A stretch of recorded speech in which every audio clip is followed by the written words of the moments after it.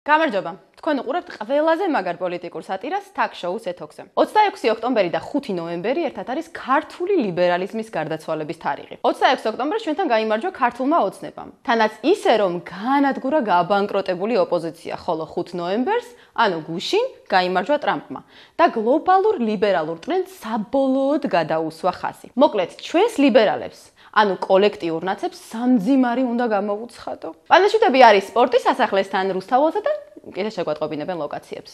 ანუ აქციები შეგვიძლია ჩავთვალოთ ნაცლიბერალების პანაშვიდებად. მოდი ცოტა ჩავკონკრეტდეთ. ჩვენს არჩევნებს შევეხოთ, სადაც ჯერ ჩვენი ლიბერალები იძახდნენ, რომ ელექტრონული ხმის მთვლელი აპარატი ეს არის უტყუარი და 100%-იანი რამე. ესაა საერთაშორისო კომპანია და აქ გაყალბება შეუძლებელიაო. აი თუ არ გჯერათ იხილეთ კომენტარები. ეს არის ისეთი ელექტრონული პროცედურები, რომელიც არსებობს სხვადასხვა ქვეყნებში და ის საერთაშორისო კომპანია, რომელიც უზრუნველყოფს ამას, არ წავა იმაზე, რომ თავისი რეპუტაცია საქართველოს არჩევნების გულისთვის დააყენოს კითხვის ქვეშ. აპარატი არის უშეცდომო, ვერავინ ვერაფერს ვერ გაგიკონტროლებთ, დანარჩენი უსაფრთხოა სრულიად. არჩევნების შედეგებს ენდობა ოპოზიციაც ხელისუფლებას. ჩვენ იმდენად დიდი უპირატესობა გვაქვს დღეს, რომ დაიწერს ქართული ოცნება შედეგს, ეს შეუძლებელია, მე მივხვდით. შეუძლებელია გაყალბება. ხოლო მერე უცბად ჰოპ და გაყალბდაო. ტექნოლოგია გამოყენებული იქნა იმისთვის, რომ გაეთეთრებია გაყალბება. საქართველოში ჩატარდა რუსული სპეცოპერაცია. პირდაპირ და ღიად ვაცხადებთ.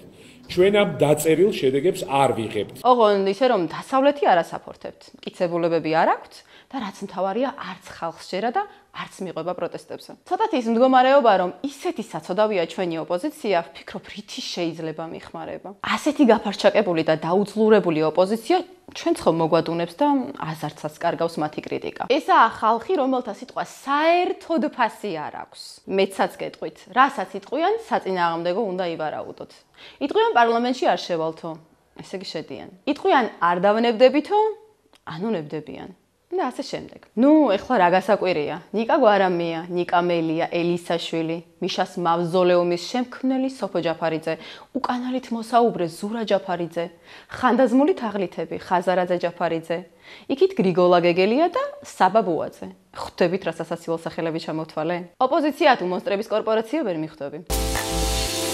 და ბოლოს ჩვენი არჩევნებიდან გადავიდეთ ამერიკის არჩევნებზე. იქაც კოცებმა გაიმარჯვეს. იქაურმა ლიბერალებმაც ჩელიაბინსკში გაიღვიძეს. იქაც ხმა ხალხმა მშვიდობას და არა ომს მისცა. მოკლედ, გლობალური ლიბერალიზმი გასვენების და პანაშვიდების ფორმატზეა გადასული. კამალა და ჯო ბაიდენი აქციებს აანონსებენ. ამის გამო მხარდაჭერას კარგავენ ჩვენი აგენტები. უსამსახუროდ რჩებიან თინა ხიდაშლები, გიგაურები და ლომჯარიები. ასევე არ ყოფილა კარგხასიაძე ზელენსკიც. გონჩარენკო რომ იყო ჩვენთან ჩამოსული ხომ არ იცით წავიდა? მოკლედ, ამერიკაში ამერიკელმა ხალხმა ხმა მისცა სიცრუის და სიგიჟის წინააღმდეგ. მინიმუმ 4 წელი დედას დედა ერქმევა და მამას მამა. და ამის გამო არავის დაიჭერენ. ასევე ტრამპი წინააღმდეგია სანქციების, იმიტომ რომ ამით იკარგება უდიდესი ბაზრები, როგორიცაა ირანი, რუსეთი. იღვიძებს და ძლიერდება ბრიქსი. ანუ ამერიკის მთავარი ძალა დოლარი სუსტდება. ტრამპი ასევე აპირებს Deep State-ის გამოაშკარავებას. 11 სექტემბრის საქმე, ეპშტეინი და კენედი. ეს სამი რამ, რაც შეცვლის ამერიკას და ბოლოს ტრამპი დაასრულებს ომს. დღეს ამით გემშვიდობებით. შევხვდებით შემდეგ კვირას კვლავ ეთოქზე.